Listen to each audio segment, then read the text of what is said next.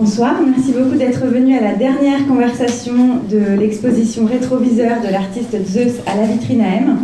À la vitrine, nous exposons les relations entre art et marque, et cette exposition était pour nous l'occasion de réfléchir aux relations non autorisées entre art et marque. Cette conversation porte sur cette question-là, des relations non autorisées entre art et marque, et c'est Christophe Rioux qui va en faire la modération. Merci Charlotte. Alors, effectivement, nous terminerons donc ce soir le cycle de conversation qui est lié à l'exposition que vous voyez autour de vous. Nous partirons d'un constat. La plupart des expériences entre artistes et entreprises se présentent sous la forme d'une collaboration, d'un partenariat, dans lequel chacun trouve sa place et son langage. Une autre forme de ces relations entre artistes et marques peut se placer du côté de la critique, voire de l'impertinence. Nous nous demanderons donc si l'artiste ne devient pas un détracteur et si une nouvelle relation ne se tisse pas avec les marques non officielles. Et pour aborder ces questions, je vous présente nos invités. Pascale Kayla, fondatrice de l'Art en Direct, qui nous accueille ce soir. Paul Ardenne, historien de l'art et écrivain. Et Zeus, qui est artiste et dont vous voyez les œuvres autour de vous. Alors on va commencer avec Pascale, puisque nous sommes chez Pascale, avec Virginie Epry, vous êtes donc fondatrice de l'Art en Direct. Dans les années 90, vous œuvrez avec l'Art en Direct pour le rapprochement entre les artistes et le monde de l'entreprise. Ces liens, vous les développez à tous les niveaux, communication, mécénat, images, événementiel, résidence, production. Pourquoi cette exposition autour du street art à la vitrine ? Merci Christophe. Alors, eh bien, effectivement, ces relations entre art et marque, depuis 20 ans, depuis le moment où j'ai commencé, elles ont beaucoup évolué. Il n'y a pas, je crois, pas une semaine sans que les journaux relatent ces relations entre un artiste, une marque et une entreprise. Elles se sont professionnalisées, ces relations. Elles ont fait en sorte que le dialogue soit cohérent avec la marque, avec son imaginaire, avec ses publics, mais cohérent aussi avec l'artiste, souvent, parce que l'artiste aussi est censé retrouver son compte dans ces dialogues. Donc tout ça marche très très bien aujourd'hui, est bien médiatisé, parfois d'ailleurs, pas tout le temps, mais parfois. Et je trouvais que c'était intéressant, donc fort de cela, nous on ouvre la vitrine, puisqu'il n'y a quand même toujours pas de lieu à Paris, en tout cas encore il y a 2 ans, qui raconte ces relations entre art et marque. Et puis, bien entendu, je trouve que c'est intéressant aujourd'hui d'aller vers mais au fait, il n'y a pas que les relations autorisées, il y a les relations non autorisées. Donc qu'est-ce qui se passe à ce moment-là ? Je pensais que Zeus était le meilleur pour nous raconter ça, puisqu'il a eu maille à partir avec beaucoup de marques, et puis tu t'es vraiment mis en danger pour raconter autre chose. C'est important aujourd'hui, je pense, un artiste qui fait ça, c'est important pour la marque, c'est important pour l'entreprise, pour la société. À ce moment-là, le rôle de l'artiste, c'est un rôle de fou du roi. Il n'y a pas, je crois qu'il n'y a pas de société, il n'y a pas de pouvoir qui peut garder son leadership sans impertinence, sans ce fou du roi. C'est exact dans l'entreprise. Si un chef d'entreprise a autour de lui que courtisan, on est dans un espèce de miroir narcissique comme ça qui ne fait pas avancer les choses, et un pouvoir qui ne perdurera pas. C'est vrai en politique, le contre-pouvoir est important. C'est vrai, je pense que j'aurais adoré avoir ici un historien qui nous raconte les règnes des rois qui ont su écouter le contre-pouvoir, qui ont su se mettre en danger, qui ont su regarder vers l'extérieur, se mettre en face de la mixité et d'autres propos. Et effectivement, souvent on me demande mais quel rôle ont les artistes dans l'entreprise ? C'est un rôle qui peut apporter de l'innovation, qui peut enrichir l'imaginaire dans l'entreprise. Enfin, il y a des tas de raisons pour que l'entreprise et la marque se rencontrent, mais il y a aussi cette vraie raison d'impertinence et de contre-pouvoir qui fait poser des questions.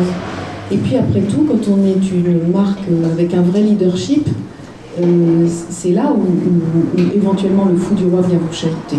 C'est un peu comme la marionnette des guignols de l'info. Si vous n'êtes personne, je ne pense pas à dire que tu te sois attaqué à des marques qui n'étaient pas importantes. Donc, bon, ça aussi. Non, en effet, oui.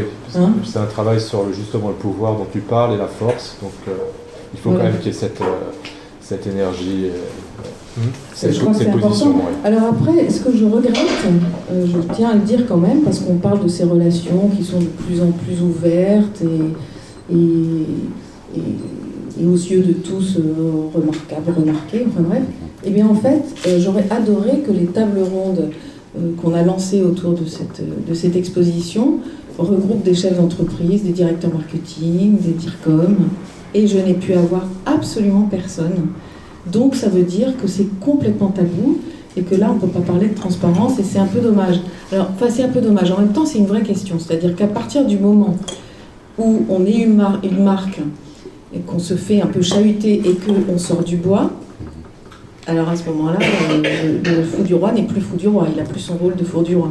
Mais je trouve que ça serait assez sain que les réactions, qu'elles soient de colère, de surprise, de rira bien qui rira le dernier, soient un peu extériorisées. Je trouve que, voilà, allons vers là, c'est peut-être le prochain cheval de bataille, mais je crois que dans toutes ces relations entre art et marque, il y a quand même aujourd'hui pas mal de problématiques de transparence, d'expliquer, de pourquoi.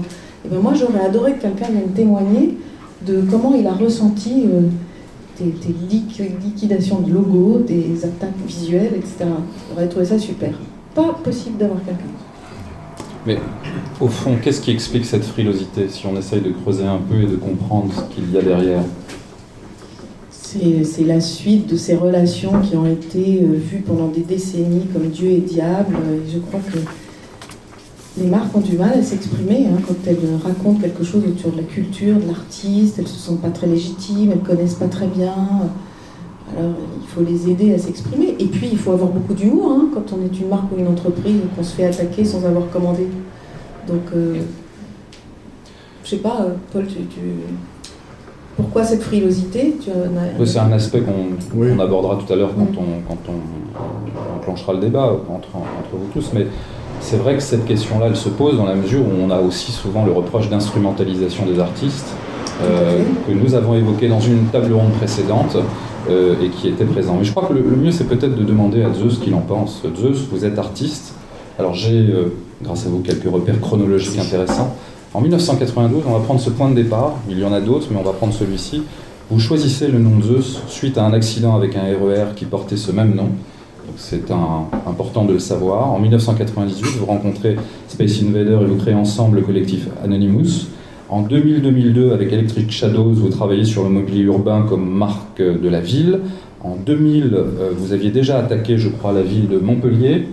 Alors on verra ce que ça représente dans votre univers, nous avons des images qui vont l'illustrer. En 2001, avec Visual Attacks, vous détournez des affiches publicitaires en bombant systématiquement un point rouge au milieu du front des personnages, ça aussi je crois que nous allons le voir. En 2002, vous passez carrément au visual kidnapping, donc là on entre dans la phase kidnapping, vous kidnappez la femme Lavazza à Berlin et vous demandez une rançon. Voilà. La fiche de la femme. Oui, enfin la fiche de la femme Lavazza, oui, effectivement, la fiche de la femme Lavazza. Moi je pense que si c'était la femme, elle serait restée avec Zeus. Oui, qui sait, elle est peut-être quelque part. Le charme de l'artiste irrésistible. Voilà. Mais Paul, non, parce qu'en 2005, un chèque de rançon vous est remis au palais de Tokyo. Eh oui. Donc, voilà. Et en 2006, c'est là qu'on rentre justement dans ce que Pascal évoquait. Vous faites fondre, ou couler plutôt, les logos de marques omniprésentes dans le milieu urbain. En 2007, avec Graffiti Invisible, vous créez notamment des graffitis détectables à la lumière noire. Et en 2009, vous êtes, un peu le point terminal de cette chronologie, vous êtes incarcéré en Chine pour avoir liquidé, je dis bien liquidé, un logo Chanel sur la façade d'une boutique Armani. Vous faites un métier dangereux, Zeus. Oui, c'est vrai. Question subsidiaire, mais est-ce que vous avez une dent contre les marques ? Oui. Alors, je ne vais pas parler trop fort dans le micro. Une dent, peut-être, oui. Peut-être une dent contre les marques. Oui, c'est un travail incisif que je réalise. J'ai pas commencé à travailler sur les marques, sur la publicité au départ. Bon, vous avez mentionné le fait que ce nom mythologique, Zeus, en fait, je l'ai tiré de l'underground, d'un tunnel de métro sombre. Mais déjà la notion de marque était donc présente, puisque le RER à ce nom, ZEVS, qu'on peut lire en lettres lumineuses. Et donc ça a été un moment marquant pour moi, presque traumatisant. Et j'ai souhaité...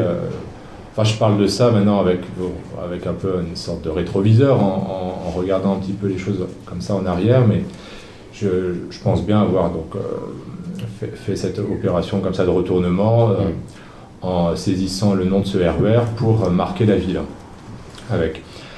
Donc en continuant dans une pratique de graffiti au départ, après donc naturellement, puisque déjà jeune, j'avais l'habitude d'aller au centre Pompidou, donc je n'avais pas un œil que sur la pratique du graffiti, mais aussi sur d'autres pratiques expressives, donc avec un champ plus large.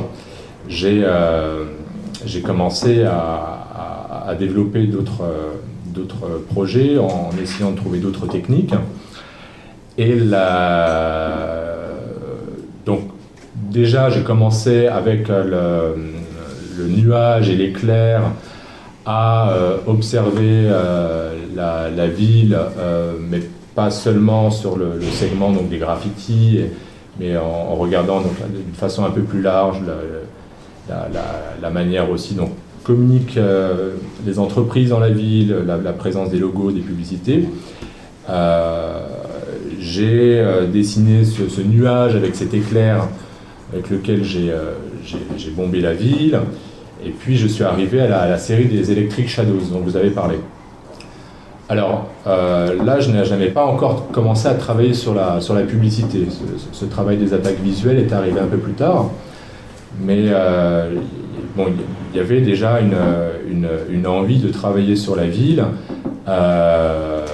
avec ce qui existe déjà. Donc avec des petites déjà notions de ready-made comme ça, de ne pas rajouter sur la ville, mais plutôt de prolonger, de faire apparaître. Là, bon, il s'agissait donc des ombres, du presque, enfin du non visible, ceux auxquels on ne fait pas attention. Et c'est dans ce sens que j'ai travaillé pendant 2 années à tracer la nuit le contour des ombres du mobilier urbain.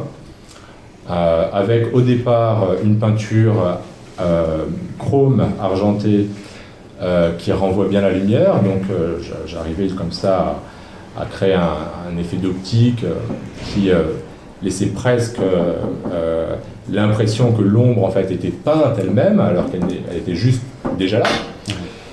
Et j'ai développé ce travail comme ça sur les ombres, donc en donnant un corps et puis en inscrivant les ombres dans la ville, de cette façon. Alors, à un moment donné, j'ai ressenti le besoin d'aller en fait de l'autre côté. Bon, alors, c'est pas l'autre côté du miroir, mais c'est vraiment d'aller complètement de l'autre côté et d'aller plutôt sur l'extrême visibilité, donc l'extra-visible. Bon, tout ça, évidemment, c'est des choses qui font partie du code du graffiti. Bon, il y avait une forme d'extrapolation comme ça, et j'ai eu envie de travailler sur la pointe comme ça de la visibilité en ville. Donc, il m'est apparu, donc c'était les publicités, la publicité, et j'ai commencé donc à produire ces attaques visuelles. Toujours en utilisant la bombe aérosol, donc cette fois-ci je suis passé de la bombe argentée à la couleur rouge pour assassiner ces images publicitaires afin d'évacuer comme ça le noyau, quoi, le sens de ces images, et puis d'en amener un autre comme ça. Et voilà, donc je parle de ça parce que en fait, donc au départ, la raison pour laquelle j'ai commencé à travailler sur la publicité, elle était bien de l'ordre du visuel, hein. c'était une envie d'aller, donc bien sûr en utilisant la ville comme un terrain d'expression, d'aller sur les images publicitaires.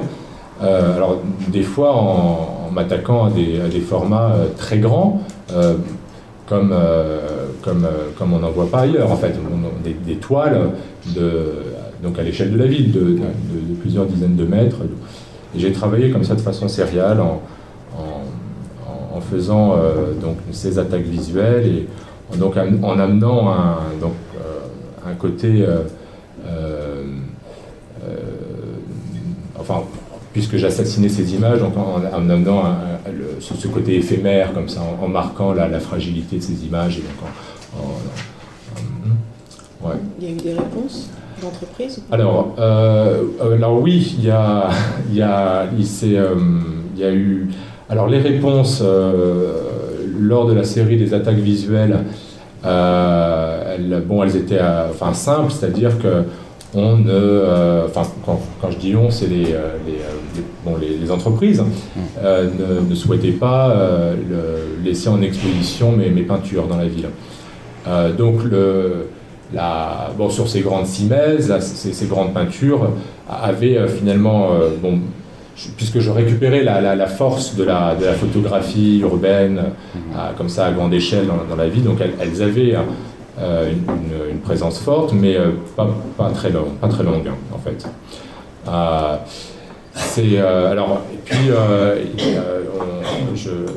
Bien sûr, il était plus difficile, au fur et à mesure que je développais cette série, il était plus difficile d'intervenir sur ces grandes toiles.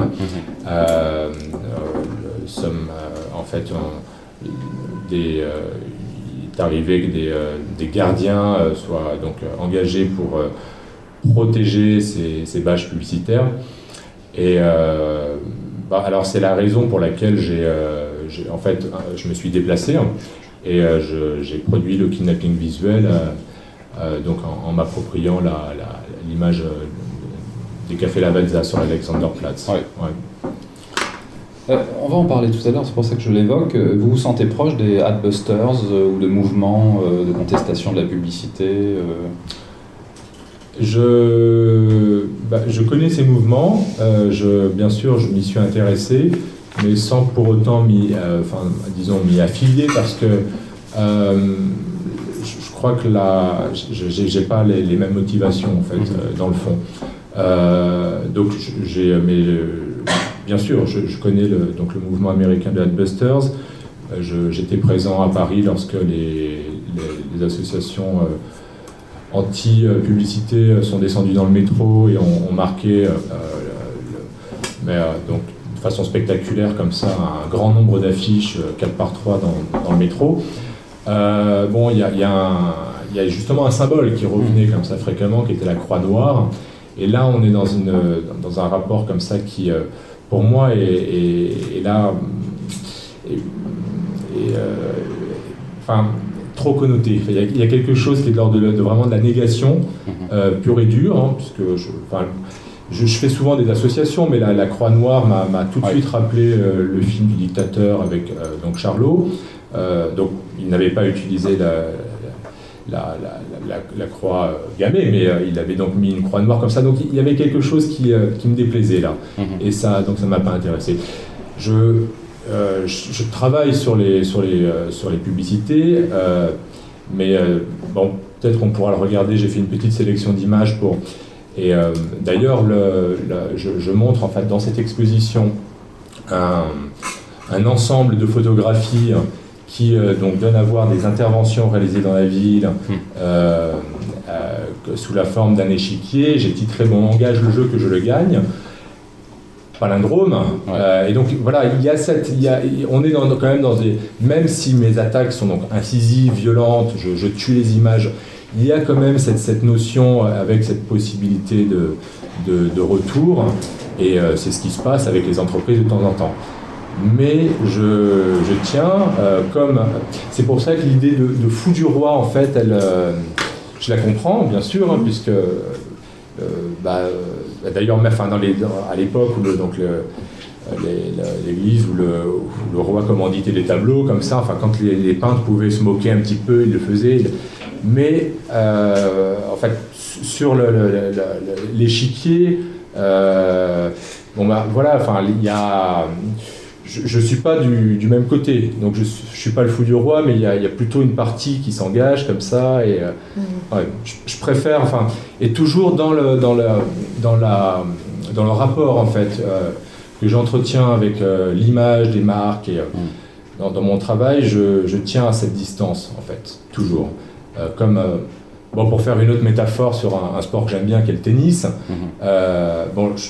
à mon avis, les notions de fair play sont importantes. Je ne souhaite pas me retrouver au tribunal et être accusé de criminel parce que j'estime et je souhaiterais, en fait, donc j'ai intérêt à ne pas me tromper, mais rester artiste et pas un criminel. Donc à Hong Kong, ça a été difficile à Hong Kong, mais finalement le juge a décrété que je n'étais pas un criminel, mais que l'acte était bien artistique. Et donc voilà, et donc au tennis, oui, il y a une distance, il faut bien. Et puis si quelqu'un passe de l'autre côté, la partie est arrêtée. Merci pour cette métaphore de saison, puisque Roland Garros bat son plein et Raphaël, Gaël, mon fils, pardon. Voilà. On a parlé tout à l'heure d'Adbuster, et ça va me permettre de faire un peu une transition vers Paul, qui va évoquer cet aspect. Paul Ardenne, vous êtes universitaire, spécialiste en histoire de l'art et esthétique à l'université d'Amiens. Vous êtes également collaborateur régulier des revues Art Press et Archistorm, auteur de plusieurs ouvrages relatifs à l'esthétique actuelle, comme un art contextuel, je ne vais pas tout citer, ou Art le présent, et deux romans. Et vous êtes aussi, il faut le dire quand même, commissaire d'exposition. Vous avez notamment été l'un des commissaires invités de l'exposition La Foire de l'Art, au Grand Palais. La Force de l'Art, en 2006, pardon. C'était aussi commissaire de Marc, exactement. D'ailleurs, à Paris et en 2011, et très récemment, donc, de Motopoétique, c'est ça, oui, c'est ça. Au Musée d'Art Contemporain de Lyon. Alors, on a parlé d'Adbuster, je crois que ça, c'est un axe qui vous intéresse et qui pourrait peut-être nous permettre de faire avancer le débat. Alors, Adbuster, c'est adbusting, advertising, la publicité, ouais. Buster, brisé, cassé, donc les casseurs de pub. Mouvement né conjointement, on peut dire, en Europe et en Amérique du Nord, à la fin des années 80, début 90, au Canada d'ailleurs, Canada anglophone, avant les États-Unis d'Amérique, ce qui est symptomatique, 89, 92 en France pour les mouvements comme les casseurs de pub, puis la résistance à l'agression publicitaire, le rap, et d'autres mouvements, plus récemment les déboulonneurs par exemple, toujours très actifs, extrêmement actifs continuellement. Alors, moi je parle ici sans défendre ce qu'est l'adbusting, on me demande juste d'essayer de mettre en perspective un petit peu le travail de Zeus avec l'adbusting, ce qu'il a déjà fait très très bien lui-même. Et puis, comme Pascal vous le demandiez, c'est penser un peu ces rapports entre finalement les artistes ou les gens qui s'emparent des images publicitaires et les marques qui s'incarnent d'une certaine façon à travers ces images-là. Alors, j'ai été amené, moi, à m'intéresser à ce mouvement pour deux raisons. D'abord, parce qu'il y a quelques années, j'avais travaillé sur un livre qui s'appelait Extrême, sur les représentations de la limite dépassée, c'est-à-dire tous les gens qui produisaient des formes, mais d'une façon souvent non conventionnelle, violente, dont Zeus, mais pas seulement, et pour des raisons aussi qui sont liées à l'intérêt, que j'ai pour les questions politiques, et notamment les relations entre l'art et la politique. Et là, on touche effectivement quelque chose de très important. À partir du moment où Zeus attaque une publicité, d'une certaine manière, son geste ne peut pas ne pas être politique. C'est-à-dire que d'abord, il est économique. Un des grands problèmes des relations entre les marques et les artistes qui touchent aux images de marques, les publicités, que ces artistes aient en vue de détruire, ou bien, comme Zeus l'a souvent fait, de réesthétiser, puisque c'est souvent ça l'intérêt de ce travail qui est le tien. Il faut savoir que ça touche immédiatement au porte-monnaie. Les campagnes de publicité sont extraordinairement coûteuses. Il y a toujours des plans médias très très pointus, très réglés, avec des calendriers particulièrement définis aussi, et l'irruption tout simplement d'un adbuster, ou même de quelqu'un qui veut transformer, qui veut même sublimer, parce que c'est quand même ce que Zeus a fait souvent, une publicité par son propre travail graphique, et quelque chose qui est souvent extraordinairement mal vécu. C'est forcément vécu comme une agression. On a envie de dire c'est agression contre agression, hein, puisque les antipubs vous diront une publicité, c'est quelque chose qui, moi, m'agresse, hein, qui nous agresse. Et de fait, c'est la vérité. Donc, il y a cette idée déjà économique très très importante, et dans une société libérale, évidemment, quand on touche au portefeuille, on commet un geste politique souvent très, très difficile à assumer, parfois irréparable, qui demande réparation devant la justice, notamment, hein, comme ça a été le cas pour toi. Zeus évoquait ce qui est arrivé à Hong Kong il y a quelques années, donc beaucoup d'entre nous ici à Paris connaissons cette histoire, puisque l'artiste désemparé a fait appel à nous quand même, puisqu'on te demandait, je crois, 100 000 $ de Hong Kong, hein, je crois, quelque chose comme ça, pour avoir souillé une... Alors, c'était pour avoir attaqué une publicité Chanel, donc, avec pour conséquence le fait que la peinture était entrée dans la pierre calcaire et que donc il ne suffisait pas d'effacer, mais il fallait aussi retraiter complètement la pierre, c'était donc très coûteux. Et donc ça fait appel finalement à des personnes qui pouvaient écrire à ce juge, donc, en disant, voilà, écoutez, c'est un acte artistique, mais c'est aussi un acte de vandalisme politique, mais particulièrement assumé dans une ville qui est un des symboles donc on pourrait dire du libéralisme contemporain. Donc il faut, si vous jugez Zeus, il faut le juger aussi comme un artiste politique, et il faut faire un procès politique. Il ne faut pas avoir peur de dire les choses.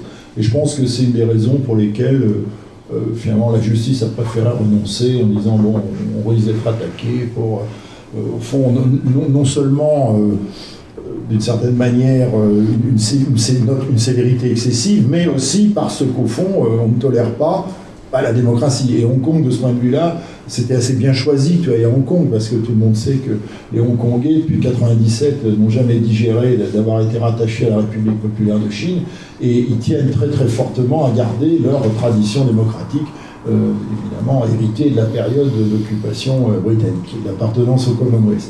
Et aujourd'hui encore, vous savez qu'ils viennent d'ouvrir d'ailleurs un musée donc des événements de Tiananmen, il faut quand même le préciser, de 89, et je ne pense pas que ça fasse plaisir à l'État central à Pékin, hein. Ça fait évidemment pas plaisir. Alors on pourrait peut-être juste, je vais vous montrer très rapidement des images, juste pour, si vous me permettez, montrer la manière dont les artistes, ou non, les gens qui attaquent en quelque sorte l'image publicitaire qui est l'incarnation des marques dans l'espace public, le font. Alors, on va aller vite, hein. La colère, l'arrachement, évidemment, un boom, hein, les pavés contre les vitrines, bien sûr. Alors, très classique, évidemment, la contestation qui s'exprime sur les supports de publicité eux-mêmes en les détournant. Ici, une mention toujours récurrente, un marre de la pub, ras la pub. Bon, j'en ai pris plusieurs, bon, avec des jeux de détournement souvent assez subtils. Bon, l'overdose, le nouveau parfum, si tu peux revenir, voilà, juste, voilà, l'overdose des publicités sexistes, par exemple ici. Vous voyez, c'est assez bien joué. Voilà, donc on a ici une donnée intéressante, et j'ai mis cette image parce qu'il ne faut pas croire que, si vous voulez, l'attaque des Adbusters contre les marques, l'information qui prend la forme d'image qui occupe la visibilité publique, la visibilité de l'espace public, soit toujours du côté, on pourrait dire, d'une subversion qui serait en quelque sorte progressiste. On voit par exemple assez nettement dans ce cas-là que l'attaque se porte contre l'annonce d'un salon gay, hein, gay et lesbien, et donc on pourrait finalement affilier ces antipubs à des gens qui s'associeraient par exemple à la lutte contre la libération sexuelle, par exemple. Alors, on passe, hein, nos pubs, ras la pub, voilà, des sigles parfois étonnants, des jeux d'esprit parfois amusants. Regarde, ce monde s'effondre, j'aime contempler le désastre avec mes Ray-Ban, c'est le moment de revendre mes actions Eurotunnel. Bon, de l'humour, finalement, ce n'est pas une mauvaise chose. Bon. Alors, des collectifs actifs, les déboulonneurs par exemple ici, parmi ces adbusters, français en l'occurrence, mais de tous les pays, l'activisme s'impose, mais selon une modalité qui est très intéressante souvent, qui est non violente, vous pouvez faire circuler, hein, non violente, également publique, se faisant au grand jour, le plus souvent, avec l'intention d'être en effet en proie avec l'autorité publique. C'est-à-dire que les déboulonneurs, par exemple, font en sorte de se faire arrêter. C'est-à-dire qu'ils mettent la société devant, en quelque sorte, un impératif qui est de juger des gens dont le travail consiste à dire « Écoutez, il y a à travers la publicité d'images une confiscation de l'espace public, il y a un irrespect du paysage public, en quelque sorte, hein, c'est exactement comme les terrasses qui mangent les trottoirs, hein, vous avez vu, les terrasses de café, c'est totalement scandaleux, il y a des gens qui renversent systématiquement les terrasses en disant ce sont les axes de passage qui sont confisqués. Ici, pour des raisons simplement économiques, eh bien parce que les municipalités touchent de l'argent. Les municipalités touchent évidemment beaucoup d'argent avec l'affichage public, hein, en travaillant avec Dauphin, en travaillant avec Deco, etc. Et donc, il y a là l'obligation, dans le cadre de procès, qui est faite aux autorités de justifier cette confiscation de la visibilité publique, l'irrespect du paysage urbain au profit, en quelque sorte, eh bien, d'un gain matériel. Et généralement, ce qui est très intéressant, c'est que les peines sont extrêmement modestes. Hein, extrêmement modestes. Et elles sont d'autant plus modestes que la plupart des adbusters travaillent avec, par exemple, du blanc d'Espagne, et on peut très très vite enlever ce qui a été recouvert, vous voyez, donc, voilà. Alors, les marques.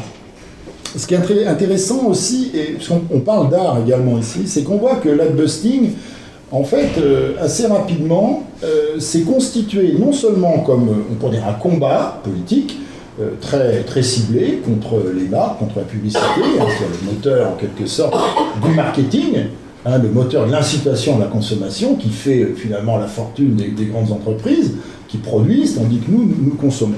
Mais très vite, ils ont compris qu'il fallait avoir une certaine inventivité esthétique. C'est-à-dire qu'il ne suffisait pas simplement de recouvrir, même d'abîmer, d'arracher. Il fallait peut-être être plus subtil. Il fallait renvoyer aux marques une image d'elles-mêmes, évidemment très négative, mais dans le cadre d'une esthétique qui, elle, était positive. Vous voyez, c'est-à-dire qui se laissait regarder, qui pouvait être attractive, d'où, alors voilà, un très grand nombre de montages qu'on va voir maintenant sur différentes marques, hein, le jeu avec les logos, par exemple, hein, et la bannière étoilée. Alors, si on prend une marque, bon, qui est une marque d'une manière récurrente, constamment attaquée, que tu as attaqué aussi, Zeus, très souvent, voilà, qui n'a pas compris d'ailleurs que quand tu attaquais les M de McDonald's, avec les coulures, les gens trouvaient ça très bien. Moi, j'ai remarqué qu'ils photographiaient. Tout le monde photographiait. Alors que le M, normalement, personne ne photographie. Mais là, on photographiait. Bon, donc, une sorte de détournement, beaucoup d'humour aussi. Bon, voilà, on a tous quelque chose de McDonald's, quoi. On a peut-être tous quelque chose de Tennessee, mais on a, bon, voilà, manger vite, mourir jeune, hein, bon, des formules comme ça, Grease. Hein, voilà, Adbuster, voilà, est-ce que maintenant, Adbuster America, vous êtes heureux? Bon, il y a une déclinaison comme ça intelligente, L'Oréality, voilà, où on voit peut-être, si Charles, tu peux remontrer, on voit ici une souris qui sert aux expérimentations, évidemment, hein, voilà, sachant que les Adbusters rejoignent en général toutes les causes qui sont les causes anti-merchandising. Hein, bien sûr, bon, ils organisent la journée sans marque, par exemple la rentrée sans marque, mais ils sont aussi contre, évidemment, toute forme d'autoritarisme, donc d'essence néolibérale ou libérale. Bon, ils défendent en général les valeurs de la décroissance, ils s'inscrivent dans le combat écologique, etc. Voilà, welcome to Marlboro Country, des gens qui toussent comme ça en étant dehors. Voilà, Prozac sous la forme d'une marque de lessive, nettoyez votre blouse, chassez votre blouse de votre vie, voilà, Shell qui devient Hell, qui devient l'enfer, hein, bien évidemment, Starbucks, les dollars, hein, faire de l'argent, voilà. Alors également un combat très fréquent, pour justement le végétarisme, hein, ou le végétalisme, hein, comme on le voit ici. Donc le fait, je crois très notoire qu'il ne s'agit pas seulement d'attaquer frontalement des images et d'en donner d'autres, vous voyez, mais il faut aussi s'inscrire plus largement dans la construction d'une nouvelle sensibilité idéologique, hein, d'une nouvelle position politique qui préfigure en quelque sorte ce que devrait être le monde de demain pour les partisans de l'environnement, pour les écologues, pour les décroissantistes, hein, ou pour les gens qui considèrent qu'un peu on pourrait dire de raison doit être mise dans l'usage immodéré qu'on fait de la réalité, hein, souvent abusif. Voilà. Alors, j'ai trouvé cette image très, très intéressante. Elle est donc extraite de la grande revue américaine, canadienne, s'appelle Adbusting, qui existe depuis 1989, qui d'ailleurs publie un très grand nombre d'exemplaires, sans publicité, il faut quand même le dire, puisque ce serait contradictoire avec l'esprit, et qui montre par exemple ici ce que peut être l'invasion publicitaire en une journée, le nombre de messages publicitaires auxquels on peut être confronté à travers justement l'affichage public, c'est-à-dire des images ici. Voilà, donc des détournements intéressants. Vous vous rappelez de Tankman, justement on parlait de Tiananmen tout à l'heure, en 89, cet héroïque citoyen chinois de Pékin qui a arrêté une colonne de chars, qui a parlé de sa vie, vous savez qu'il a été arrêté, il a disparu, il a été exécuté pour ce geste estimé antisocial. Donc vous voyez que les ennemis maintenant ont pris d'autres formes. Ici, voilà, quelques autres images pour nous messieurs, voilà. Voilà, Diesel. Bon, une image qui montre voilà, un petit peu l'envers du décor, on pourrait dire. Bon, très très bien. Un monde superlatif, dès que vous êtes gainé dans des habits au fond d'énigmes très ordinaires, mais un monde superlatif au fond de rideaux de fer baissés, choses tout à fait vulgaires, bien évidemment. Bon, voilà. Alors, l'inventivité quand même intéressante ici, le nouveau corps, le corps du consommateur, voilà. Alors, une couverture de Adbuster magazine pour montrer que l'adbusting existait avant d'exister en tant que phénomène, disons, repéré, inscrit dans des cadres référents, comme une revue par exemple, des colloques, des groupes de pression. Voilà, quelques couvertures de cette revue. Voilà notre amie Maria Carré, que vous reconnaissez. J'achète donc Je suis, sur le modèle de Barbara Kruger, l'artiste américaine. Combat pour le végétarisme ici, en reprenant une très célèbre affiche de la Deuxième Guerre mondiale, invitant les femmes à participer à l'effort de guerre aux États-Unis d'Amérique. Et puis ici, le détournement très intéressant, vous voyez, de l'esthétique de Mel Ramos. Vous savez que Mel Ramos, cet artiste depuis les années 60, qui s'est spécialisé dans la réalisation peinte de pin-up, tout le temps, avec l'idéal de la femme-objet. Ici, eh bien, même chose, devenez végétarien. La vache elle-même vous dit je ne suis pas un objet, comme la femme d'ailleurs voudrait le faire comprendre de même. Voilà, et puis toute la question bien sûr du conditionnement par les marques. Alors, je voulais juste vous montrer ces quelques images, excusez-moi Christophe, c'était une manière de recadrer un petit peu la problématique, y compris dans le sens esthétique, de montrer qu'il est très difficile de faire passer un message aujourd'hui à l'ère de l'image, à l'ère en quelque sorte, on pourrait dire de la visibilisation du monde, le fait que quelque chose, avant même d'être comprise, doit être vu d'une certaine manière, et que de ce point de vue-là, l'Adbuster doit s'engager sur des voies qui sont celles des artistes, normalement, des artistes plasticiens. Il doit lui aussi à son tour être quelqu'un qui invente une véritable rhétorique de l'intervention visuelle dans le monde contemporain. D'autant plus que, et c'est un exemple que j'aurais pu prendre, vous avez des adbusters pro-publicité. Le plus célèbre étant évidemment donc Oliviero Toscani, à travers toutes ces grandes campagnes pour Benetton, dont certains d'entre vous ici se souviennent, que certains d'entre vous ont vu, je pense, puisque la dernière datée de 2000, ça fait 14 ans maintenant, avec cette série de photos de condamnés à mort, américains, dans le couloir de la mort, présentées comme ça pour vendre des fringues, avec une tradition du décalage. Donc, on voit comment l'image publicitaire produit un destructeur de l'image publicitaire qui est l'adbuster, mais comment l'imagerie publicitaire arrive à se rénover elle-même et à produire une sorte d'autocontestation d'elle-même qui devient fructueuse, Toscani par exemple, et le tout obligeant en retour les artistes de nouveau à inventer de nouvelles rhétoriques visuelles de plus en plus sophistiquées. Ça, c'est une donnée, je crois, intéressante qui montre que, paradoxalement, si la publicité détruit la visibilité publique, parce qu'elle constitue effectivement une agression, incontestablement, elle devient à son tour créative. Elle devient par retour créative. Et ça, c'est une donnée intéressante que les marques devraient prendre en compte. Par exemple, une des grandes forces aujourd'hui de marques comme Nike, comme McDonald's, comme Walmart, par exemple, qu'on voyait ici, c'est tout simplement d'être systématiquement détourné par les adbusters. À partir du moment où le détournement n'existera plus, on pourra se demander ce qui se passe. S'il n'y a pas une sorte de déficit de la symbolique. Voilà. Alors, j'en aurais fini juste une minute pour dire que tout ceci s'inscrit dans une réflexion beaucoup plus vaste que mènent en général les casseurs de pub sur ce qu'est la démocratie aujourd'hui.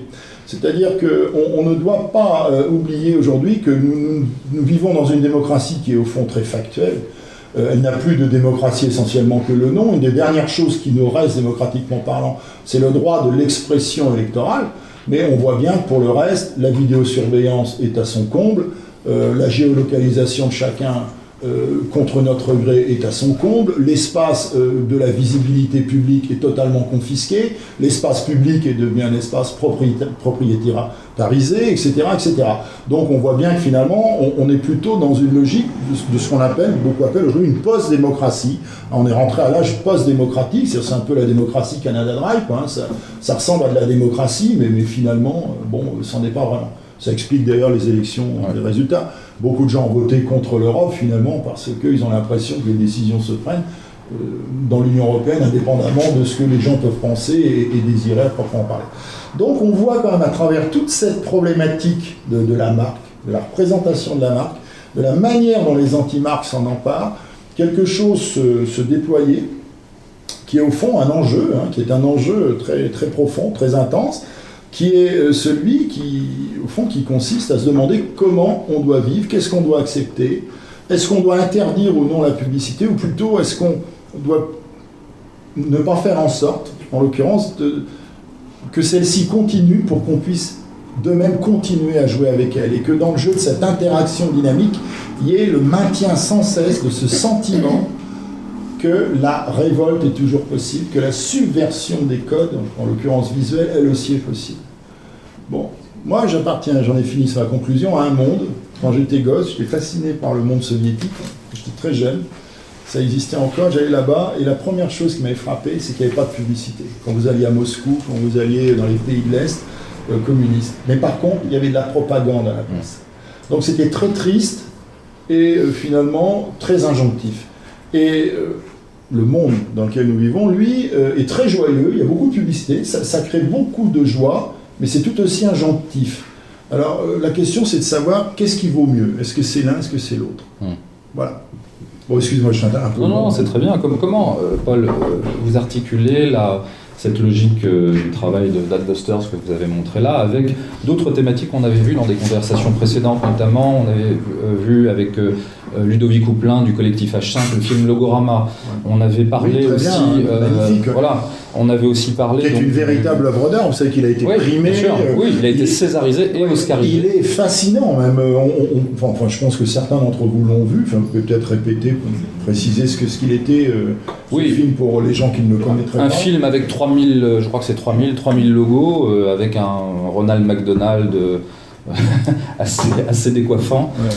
Et donc, ça fait partie des films, en tout cas, qu'on avait évoqués. On avait aussi évoqué les détournements, ou en tout cas le travail de certains artistes.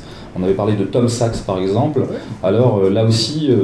Richard Prince, par exemple, qui est exactement. Un artiste qui a fait une grande partie de sa carrière sur l'exploitation de quelques images publicitaires vraiment... à caractère presque ontologique dans l'histoire de la publicité. Je pense au cow-boy, la publicité Marlboro, par exemple. Hein. Bon, où au fond, on voyait comment Prince, en refaisant les images de Marlboro, mais sans mettre Marlboro, nous mettait devant une très curieuse interrogation sur ce qui était montré. Au fond, on ne savait plus ce qui était montré. Est-ce qu'il nous montrait quelque chose qui renvoyait à l'univers de la conquête américaine, hein, de la dernière frontière, hein, l'Ouest, l'Ouest sauvage, ou est-ce qu'au fond, il nous amenait à ne voir que Marlboro dans l'absence pourtant du logo Marlboro. Et donc, tu es saisi un petit peu par ce travail en creux, hein, si vous voulez. Alors que quelqu'un comme Warhol, Warhol qui était un publiciste hein, au départ, il faut le dire, lui au contraire assumait totalement de montrer qu'il était dans une démarche publicitaire, y compris pour publiciser des gens à travers leurs portraits. Puisque vous savez que Warhol, vous faisiez votre portrait pour 25 000 €. Hein, il avait même des représentants hein, qui allaient chez les gens, tous les gens qui avaient de l'argent, ils disaient bon, pour 25 000 €, on dit Warhol vous fait votre dollars, excusez-moi. Warhol vous fait votre portrait, ce qui fait comme ça, il en a fait plus d'une centaine. Bon. Walt Disney aussi était publiciste. Hein. C'est une donnée extrêmement intéressante. Walt Disney il a commencé par dessiner dans une petite fabrique de tracteurs. Vous voyez, il faisait des images publicitaires pour des tracteurs. Comme quoi ça mène à tout. Hein. Exactement. Voilà. La publicité mène à tout, hein, même au génie. Hein, ou elle révèle le génie, d'une certaine façon. Alors, qu'est-ce que vous inspire de ce voyage dans la planète Adbuster, tout ce qu'on a vu là, toutes ces images? Qu'on peut peut-être passer en boucle. Hein. Voilà. Merci, Charles. Oui, j'en connais certaines, j'en ai découvert d'autres.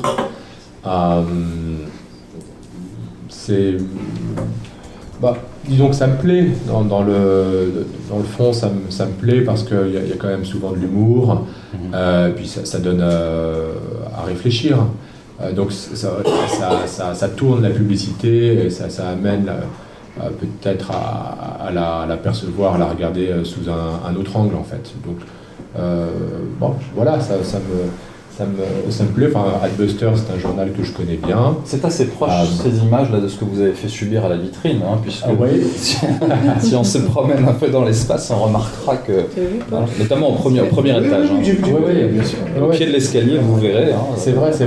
On a apprécié. Et c'est vrai qu'une vitre brisée comme ça, alors dans l'espace public ou dans un musée, ne prend pas tout à fait le même sens aujourd'hui.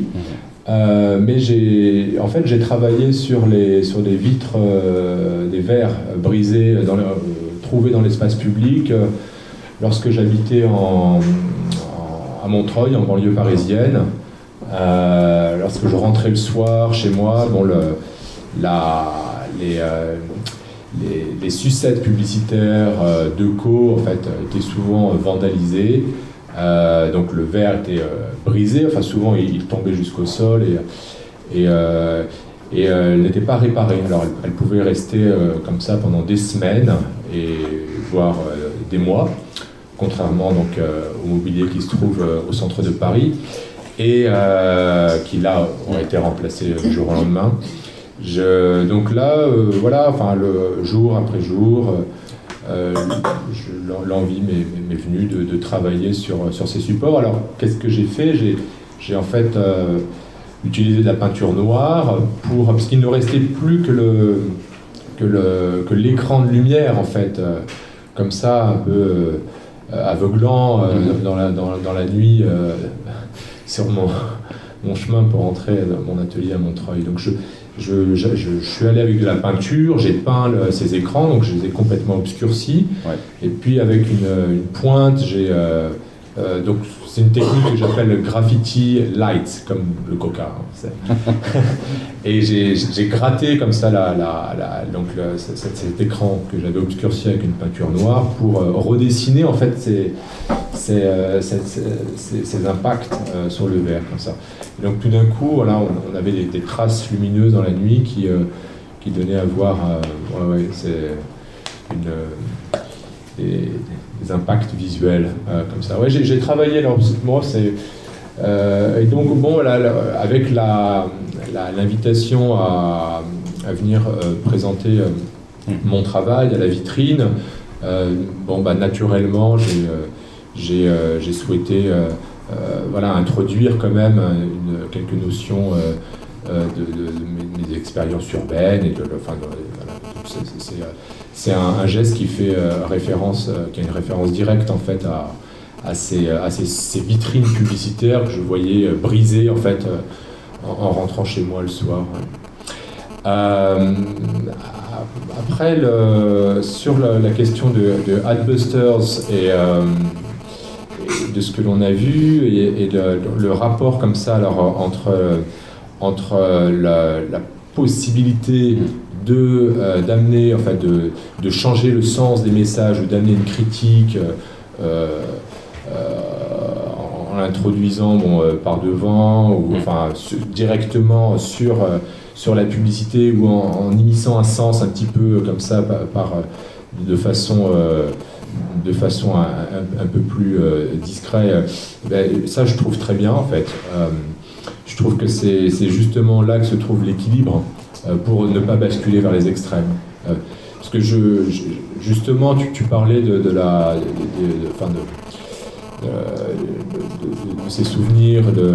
Moi, je suis allé aussi en Russie, en fait, à Moscou, et alors je ne suis pas allé en Corée du Nord, mais j'ai pu imaginer un petit peu ce que peut être la Cuba, Corée du Nord. Oui, c'est ça. Les slogans aussi. J'imagine que là, la publicité n'a pas le droit de citer, et que c'est vraiment c'est la propagande qui prime. Donc voilà, je trouve qu'il y a toujours sachant qu'il y a une cohérence, la propagande, c'est la publicité des pouvoirs. Oui. Et la publicité, c'est le pouvoir économique. Donc c'est aujourd'hui, dans un État capitaliste, c'est le pouvoir réel. On sait bien que l'économie est plus puissante que la politique. Enfin, hélas. Moi, je suis de ceux qui pensent hélas. Mais bon. Oui, rappelons que d'ailleurs que... Mais je suis vieux, moi je suis un vieillard maintenant. Propaganda, en espagnol, veut dire publicité. Oui, enfin, ça veut dire destiné à être connu. Oui. Propaganda. Ça veut pas forcément, ça veut pas dire publicité. Pas seulement publicité. Parce que publicité, ça veut dire, enfin, je me permets juste, rendre public la chose. Mais propaganda, ça veut pas forcément dire la rendre publique. La propagande, ça peut être quelque chose de très, très discret, en fait. Exactement. Ouais. Je le ferai peut-être après, si on a, mais j'ai quelques images en fait. Ah oui, mais on peut les faire passer. Peut-être moi j'aimerais que Pascal réagisse aussi, parce que c'est quand même une façon d'appréhender la relation entre l'art et les marques très particulière quand même là que propose la vitrine. Quand on voit les le travail de Zeus, bien au contraire, justement. Et de me faire attaquer aussi, parce que finalement je dois être une très grande marque puisque tu as attaqué la vitrine et que tu as cassé nos portes d'un coup de marteau, ce qui n'était pas du tout prévu. Moi, je suis restée dans mon rôle, je n'étais pas très contente. On est en train de discuter si c'est du vandalisme ou pas, mais c'était bien, c'était vrai. Il faut peut-être rappeler comment ça s'est passé, parce que c'est assez incroyable. Comment ça s'est passé ? Je savais que Zeus allait faire une performance le soir du vernissage, mais je ne pensais pas qu'on allait être l'objet de cette performance. Il s'est mis en transe. Il s'est revêtu de son costume avec son bas en léopard, son chapeau. Et réellement, il y a une espèce de truc très, très, très fort. Et tu es concentré sur un espèce de cri que tu vas pousser et qui va briser du verre. En sécurité, quand même. On n'a pas mis les gens en danger. Mais je ne savais pas que tu allais commencer par la vitrine. Mais bon, voilà, ça fait partie de ton travail, c'est très bien. De toute façon, en invitant Zeus, je savais qu'il fallait que je joue ce jeu-là aussi. Voilà. Non, c'est vrai que c'est des relations tout à fait étonnantes, mais ça m'amuserait beaucoup de savoir des relations physiques, les yeux dans les yeux et en dialogue que tu as eu avec des marques. Des marques sont revenues te voir derrière, qu'est-ce qui s'est passé ? À quel moment, finalement, ça se retourne ? Parce qu'il y a une espèce de jeu d'amour et de haine comme ça. À quel moment... la marque a envie de récupérer ton geste, ou te fait un pied de nez, ou... C'est ça qui est intéressant. Ça ne veut pas dire que le dialogue doit avoir lieu, parce que les relations... On m'a parlé juste d'une marque tout à l'heure qui a fait une campagne d'affichage merveilleuse, qui a dû lui coûter effectivement très cher, et puis qui a demandé à des taggeurs de taguer toutes ces affiches. Bon, je ne sais pas tellement où est le sens de ça, au fond. C'est quoi ? Est-ce que ça a été dit réellement ? C'est de la fausse contrition publicitaire. C'est très bizarre. Voilà. Je trouve que du coup, ça n'a plus de substance. Alors qu'on dise aujourd'hui, on a donné une carte blanche à des taggeurs pour réagir. Mais je ne suis pas sûre que c'était cette idée-là. Donc, il y a un moment où il faut que les choses soient un peu faut être droit dans ses bottes aussi, je crois. Mais je ne sais pas, tu as quelque chose à nous raconter sur un moment où tu as été en dialogue avec une marque où ils n'ont jamais osé t'approcher. Non, mais oui. Ça aurait pu se produire en fait, mais ça ne s'est pas produit. Les seuls, disons que les dialogues rapprochés, ils ont failli avoir lieu sur le terrain juridique. Et Rose, donc c'est là que les... Tu as été récupéré, ton esthétique a été récupérée par des marques ? Voilà, mais le dialogue, il a bien lieu au niveau visuel en fait. Donc par exemple, avec ce travail donc, des attaques visuelles, avec donc, une bombe rouge donc, de 400 ml, j'allais sur les visages des mannequins et je vidais jusqu'à la fin ma bombe aérosol de façon à produire comme ça cette image de sang, voilà, de sang, de shoot, quoi, d'image ciblée. Donc là, il y a bien une action qui, je renvoie la balle à l'envoyeur, parce que la publicité prend pour cible les gens dans la ville. Oui, mais la marque ne récupère pas. Donc là, je renvoie cette. Alors, si, ça, voilà, on voit encore une attaque visuelle ici. Donc, j'en ai fait des centaines comme ça. Donc, c'est vraiment à ce moment, c'est devenu une marque aussi. Enfin, ma marque en fait, ce point rouge dégoulinant qui donc signifie l'attaque comme ça de ces publicités pour bien les vider de leur sens.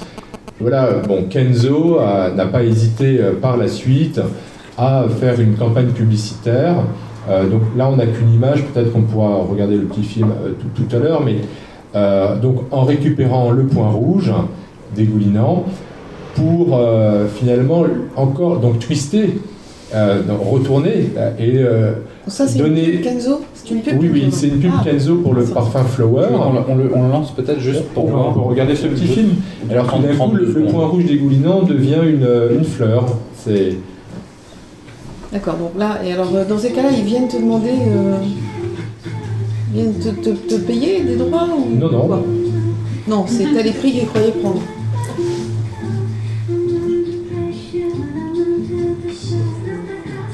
Voilà, donc on a le point rouge insistant, comme ça, qui coule, mais avec un parterre de rose rouge. Donc on twist. C'est gonflé. Ouais. Moi j'aurais attaqué.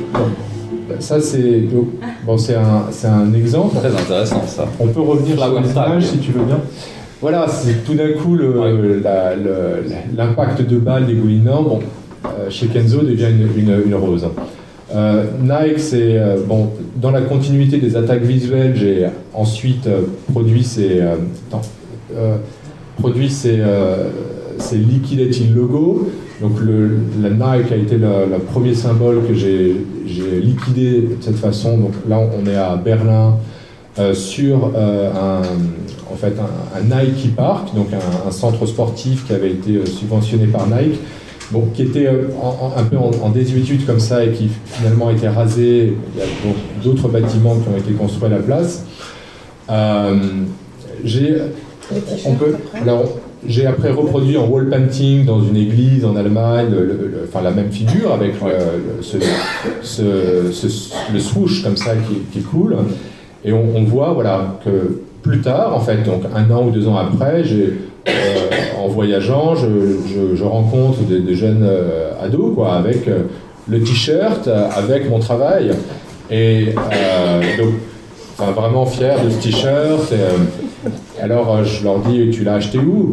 Chez Nike, quoi. Et c'est vraiment, vas-y vite parce qu'il n'y en aura bientôt plus. Et donc, le t-shirt a été imprimé à des milliers et des milliers d'exemplaires, vendus dans le monde entier. Voilà, donc il y a encore quelques exemples comme ça qui peuvent être montrés. Ce travail, par exemple, est aussi un travail mené sur la surface publicitaire. Donc là, un petit peu comme ce que je décrivais tout à l'heure avec l'écran de lumière. Mais là, c'est moi volontairement qui ai ouvert la vitrine de l'abribus, retiré la publicité.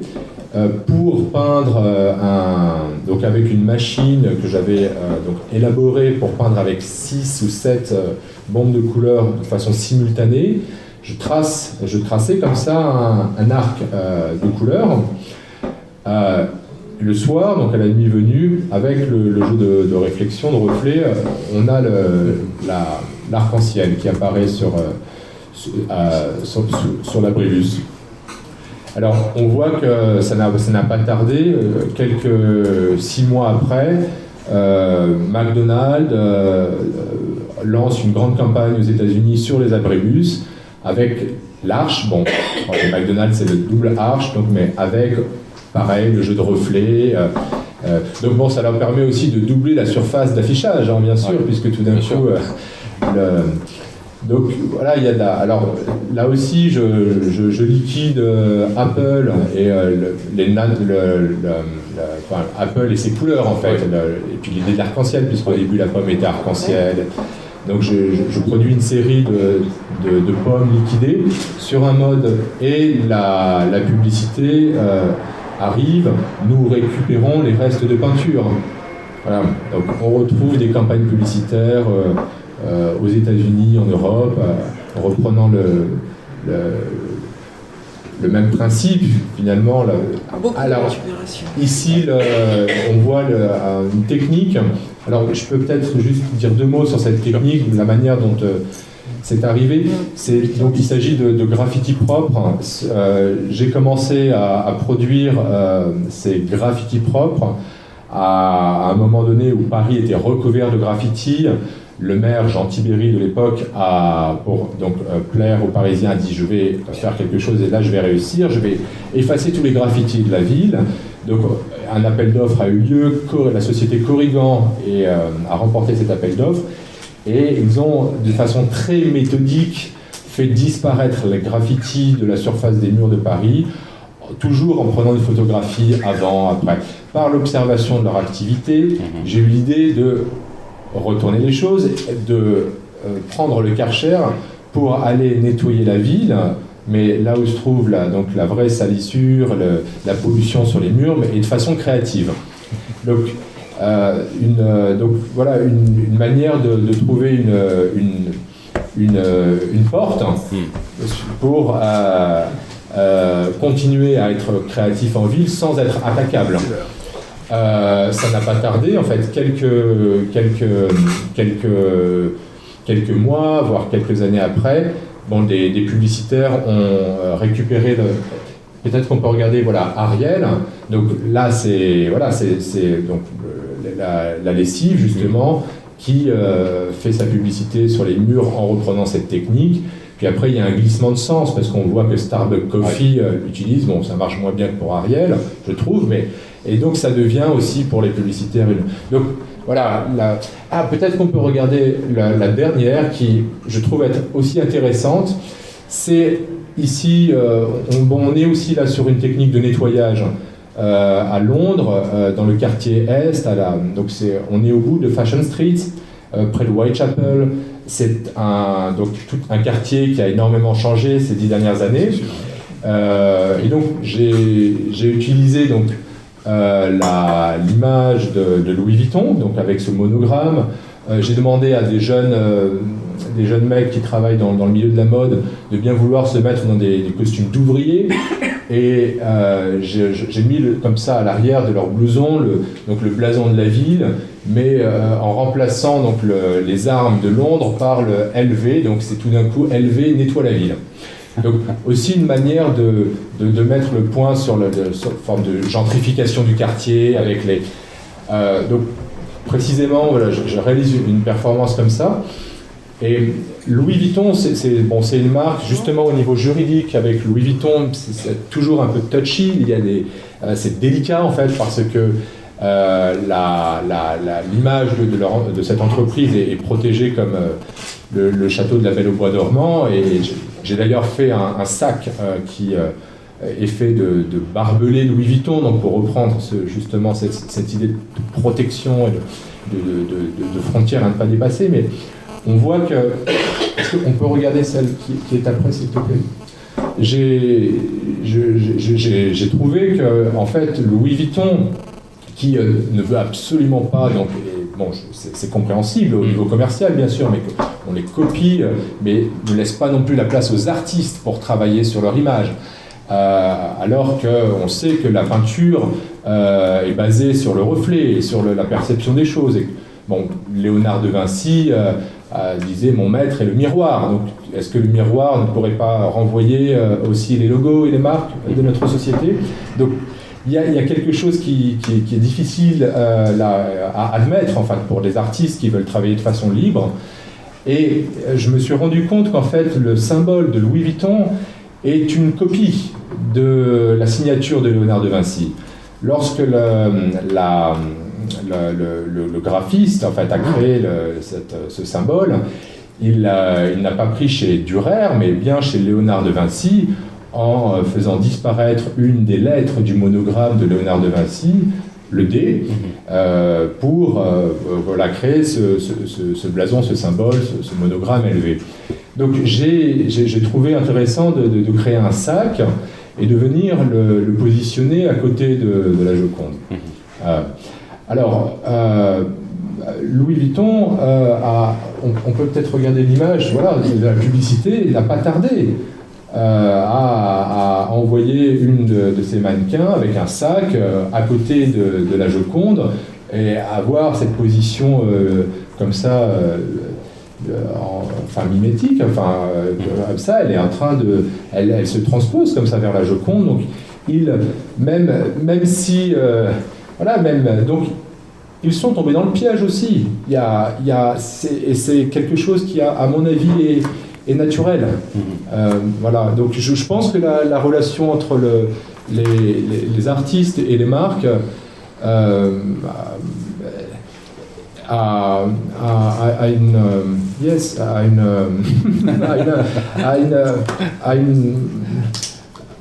une nature d'être qui ne devrait pas être interrompu. Oui, on a parlé de miroir, on a bien vu ces retournements, ces détournements qui sont très intéressants, et je pense que malheureusement le temps imparti est maintenant très limité, donc on a encore un petit peu de place pour quelques questions. Donc si vous avez des questions sur ces retournements, détournements, logos, no logos et adbusters, voilà. On va faire passer ou peut-être une... Oui, non, je voulais juste, excusez-moi de vous couper la parole, non, c'est dire une chose quand même. Il y a une histoire d'instrumentalisation réciproque quand même assez inquiétante, parce qu'on voit bien quand même qu'on ne peut pas dire tel est le prix qu'ils croyaient prendre, on voit bien que tout le monde est pris.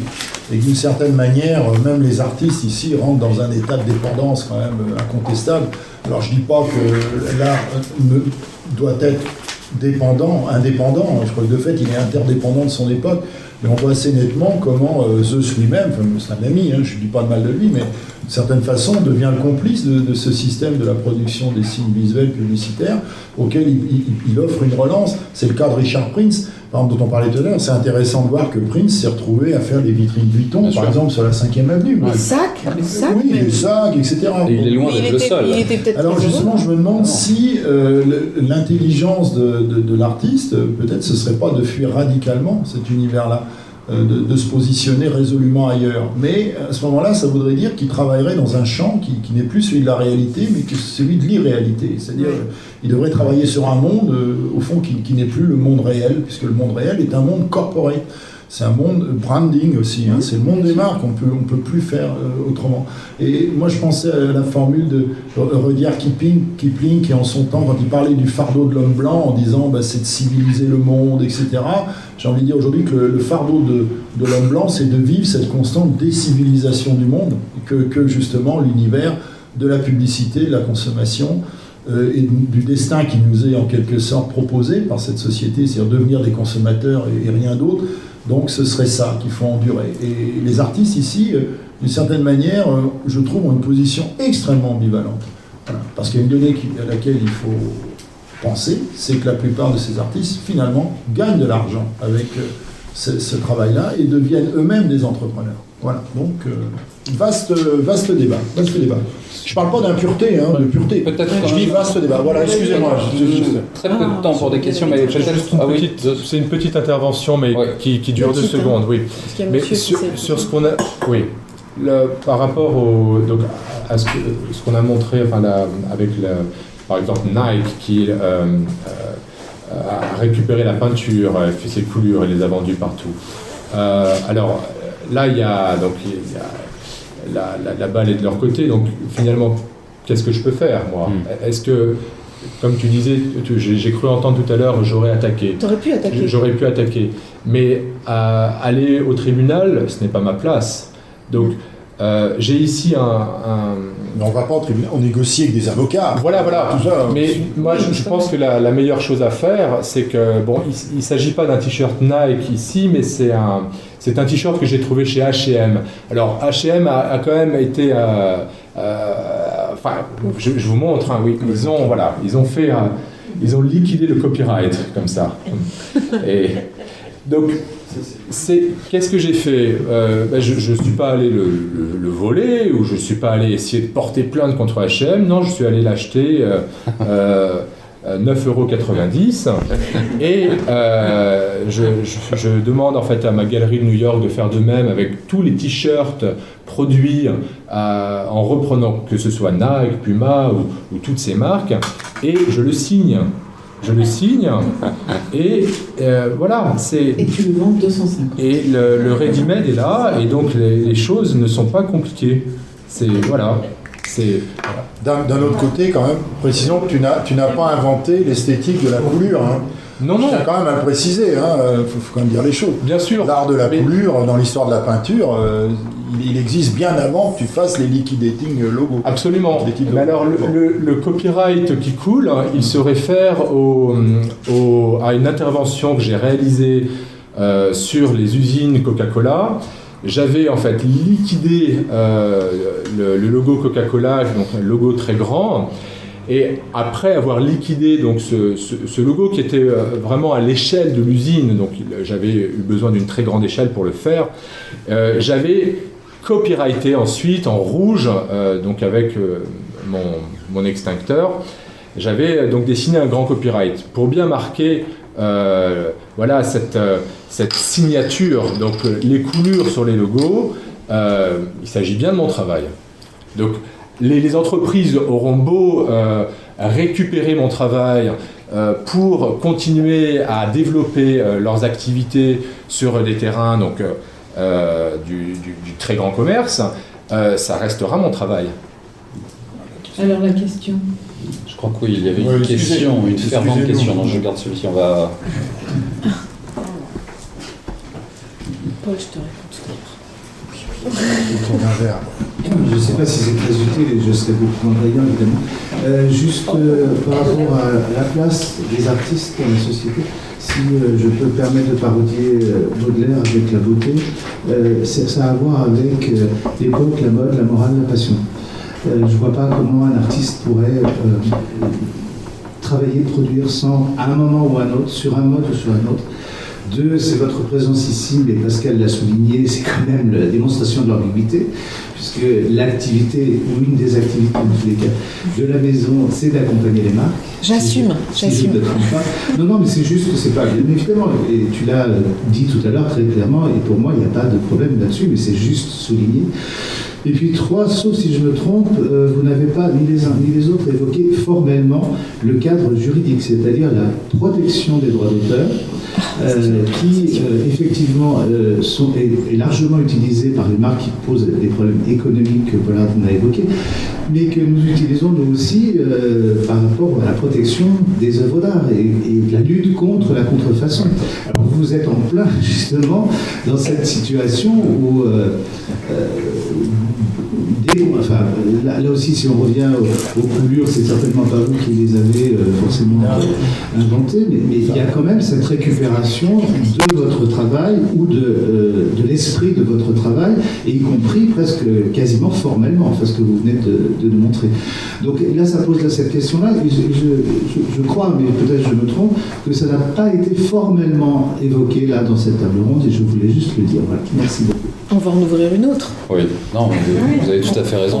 Ça mériterait une table ronde entière. Oui, bien sûr. Et encore, et un colloque peut-être, voire... oui, surtout qu'on est à l'heure du copyleft. En plus, est-ce qu'il y a d'autres questions? Une dernière question. C'est juste des commentaires questionnants, j'espère. C'est juste que moi, ça m'a toujours troublé de me dire que la beauté de Hong Kong, puisque vous en parliez, tenait pour beaucoup au magnifique reflet dans l'eau des grandes enseignes des marques. En néon, je trouve que ça c'est assez troublant parce que finalement c'est effectivement la publicité, c'est ces grands logos qui sont pour une part du charme de Hong Kong, et donc je ne sais pas si vous pensez la même chose pour ceux qui connaissent. Et alors par contre le t-shirt que vous nous avez montré, moi m'a fait vraiment froid dans le dos parce que c'est la liquidation du copyright, c'est quand même la plus grande menace qui pèse sur la création aujourd'hui. Et on entre vraiment dans un cercle vicieux quand vous le signez. Et donc, voilà. Alors, est-ce que vous vous assumez de signer la liquidation du copyright, c'est-à-dire du droit d'auteur qui protégerait vos droits à vous. C'est ceux de vos collègues. Il assume. Bon, je crois qu'on a une dernière question, on va juste faire transiter le micro jusqu'ici. Mais c'est vrai qu'au niveau psy, ça donne quand même une très bonne remarque. Bonsoir. Vous avez évoqué le mot propaganda, qui m'a fait penser à l'origine de l'étymologie du mot, qui vient de la propagation de la foi. C'était un organisme dans le Vatican pour propager la mythologie chrétienne qui, à cette époque-là, avant le commerce, était peut-être une des grandes puissances, l'autre étant le roi.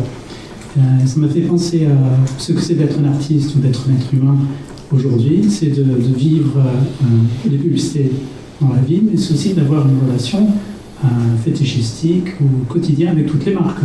Je mange des céréales, j'ai des Adidas sous mes pieds, vous utilisez un ordinateur par Apple, et dedans l'ordinateur, dans le monde dans le monde de l'ordinateur, il y a une mythologie.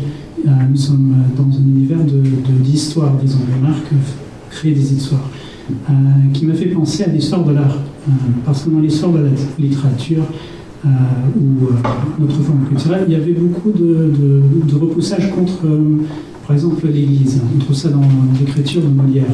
Mais moi, je ne suis pas historien d'art, et je voulais demander surtout à Paul votre pensée en termes de... Parce que on peut créer un grand contraste entre le catholicisme et la religion de l'islam. Quand on est à San Pietro à Rome, nous sommes recouverts de toute la création des artistes de cette époque. Tous les artistes sont invités dans le lieu de pouvoir. Et dans les lieux islamiques ou dans les lieux juifs, l'image est incorrecte parce que c'est dangereux de montrer le Christ s'il n'est pas bien peint ou de laisser ses libertés à l'artiste.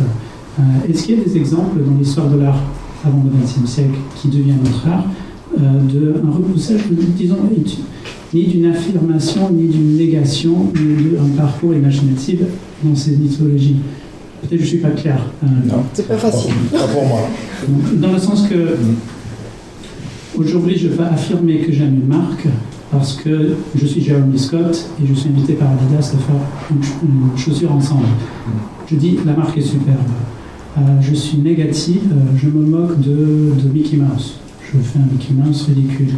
Mais entre ces deux choses, entre l'affirmation et la négation, il y a juste le parcours d'un être humain qui parle de, par exemple, ces questions est très longue, dans Pushkin. Pushkin, au début de Eugène Onegin, dit dans les premiers vers, il est tard, il faut que je rentre. Monsieur Breguet me dit de rentrer. Il n'est pas en train de dire j'adore la marque Breguet, ni que je déteste la marque Breguet, mais que la marque Breguet fait partie de son monde. Maintenant, c'est très difficile pour un artiste d'utiliser ces marques de cette façon à cause du copyright. Mais c'est pour dire, est-ce que ça existait dans l'art près du XXe siècle, de pouvoir dire de ne pas juste affirmer la religion, par exemple. Paul, une chose un petit peu... Moi, excusez-moi, je n'ai pas très bien compris de quoi il en retournait. Si vous voulez dire qu'on représente auparavant ce qui constitue les images de marque d'une culture, c'est la culture chrétienne catholique qui a choisi les images finalement au concile de Nicée, et puis qui en a réaffirmé le pouvoir symbolique et religieux au concile de Trente au XVIe siècle dans sa lutte contre les protestants. En effet, les artistes sont d'une certaine manière condamnés à représenter ce qui constitue l'essence symbolique de leur temps. Si c'est un homme sur une croix, ils vont représenter un homme sur une croix. Si c'est une boîte de lessive Brio, ils vont faire comme Andy Warhol, ils vont reproduire des boîtes de lessive Brio. Je ne sais pas quel était le sens de la question, mais la réponse que je pourrais donner brièvement, parce qu'on doit en effet conclure et terminer, c'est que d'une certaine manière, on voit que symboliquement, quelque chose incontestablement, en tout cas dans le monde occidental, s'est déplacé quant à l'affirmation d'une valeur particulière, d'une valeur qui serait une valeur essentielle. Je ne dis pas que dans le monde occidentale, en tout cas aux États-Unis, pays protestants, essentiellement ouest, mais pas seulement, la valeur de l'image du Christ se soit amoindrie. Je dirais simplement que la représentation du Christ semble avoir à un moment donné moins d'importance que celle d'une boîte de lessive Brio. Voilà, ce qui ne veut pas dire que la boîte de lessive Brio annule le Christ, ça veut simplement dire que le régime d'économie des images s'est modifié. C'est le reflet d'une époque.